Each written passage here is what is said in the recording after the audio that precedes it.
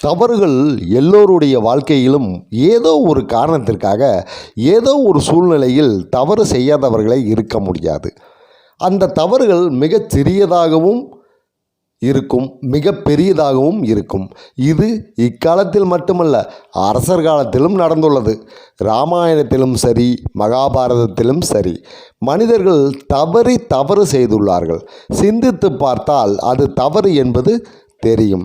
ஆனால் ஒரு சில காரணங்களுக்காக அந்த தவறு நடக்கிறது.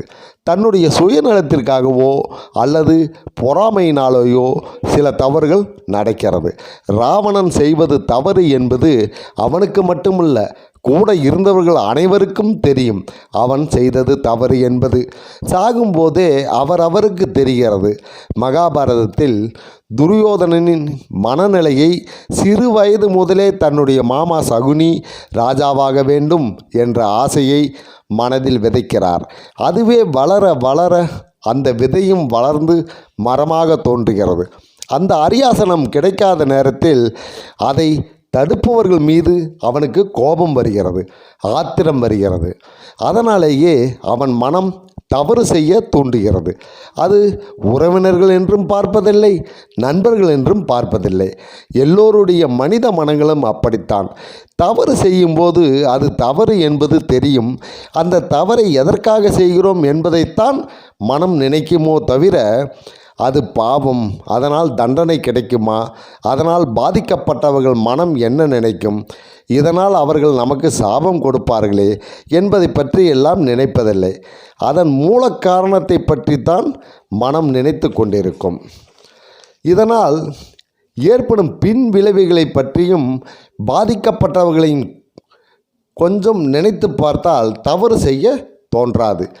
இல்லை, அதற்கு மாறாக வேறு ஏதாவது தீர்வை கண்டுபிடிக்க முடிவு செய்யும். தன்னுடைய சந்தோஷத்தை மட்டுமே பார்க்கும் மனம் மற்றவர் சங்கடத்தையும் பார்த்தால் மட்டுமே மனம் ஒரு நிலைப்படும். உலகில் உள்ள அனைவருக்குமே ஏதோ ஒரு வகையில் கஷ்டம் இருக்கத்தான் செய்கிறது. அதை யாராலும் மறுக்க முடியாது, மறைக்கவும் முடியாது.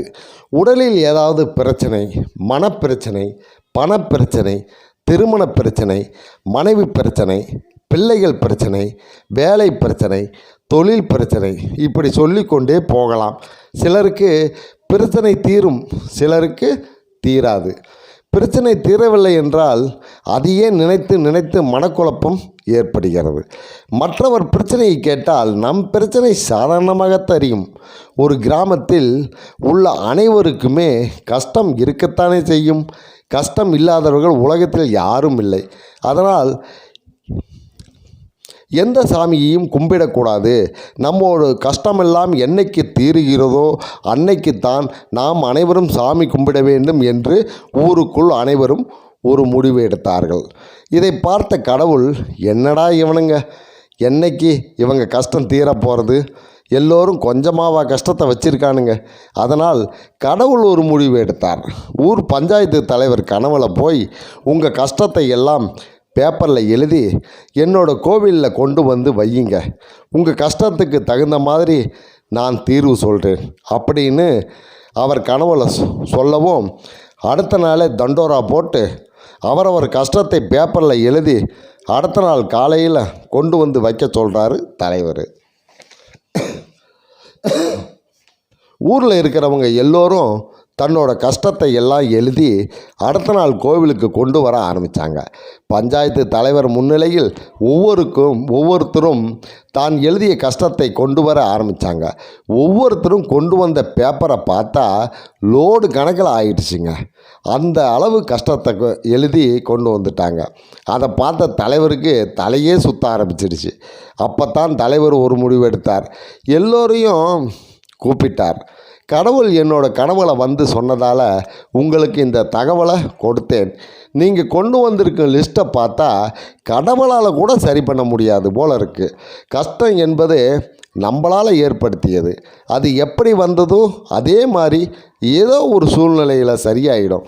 ஆனால் ஆசைங்கிறது நம்ம நினைக்கிறது. ஆசையை குறைச்சிக்கிட்டா பிரச்சனை தீர்ந்துடும். தேவைக்கு மட்டும் ஆசைப்பட்டால் போதும். நிம்மதியான வாழ்க்கையை இறைவன் நமக்கு கொடுப்பார். வாழ்வது நமது கடமை, வாழ்த்துவது இறைவனின் கடமை. அருள்வாய் இறைவா, அருள்வாய் இறைவா, அருள்வாய் இறைவா. நன்றி, வணக்கம். லைக் பண்ணுங்க, ஷேர் பண்ணுங்க, கமெண்ட் பண்ணுங்க. மறக்காம நம்ம சேனல் சப்ஸ்கிரைப் பண்ணி பக்கத்தில் இருக்க பெல் ஐக்கானை கிளிக் பண்ணுங்க. நாளைக்கு பார்க்கலாம். பாய்.